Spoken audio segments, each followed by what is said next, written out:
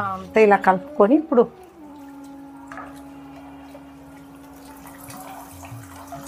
చూడండి, సింపుల్గా కుక్కర్లో 3 విజిల్ వస్తే మనకు అన్ని ఆకుకూరలు, మన గ్రీన్ బఠానీ, స్వీట్ కార్న్, కాజు అన్నీ కుక్ అయిపోతే సూపర్ గుమగుమలాడే మనకు ఎగ్ పలావ్ రెడీ అవుతుంది.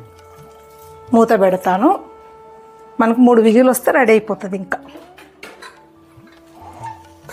మనం పెరుగు చట్నీతో అయినా, కట్టాతో అయినా, ఉలువ చారుతో అయినా, ఏదంతనైనా తినొచ్చు. మనం నాన్ వెజ్తో అయినా, ఏ పులుసు కూరలతో అయినా తినొచ్చు. ఇది 3 విజిల్ వచ్చితే మనకు రెడీ. చూద్దాం 3 విజిల్ వచ్చిన తర్వాత.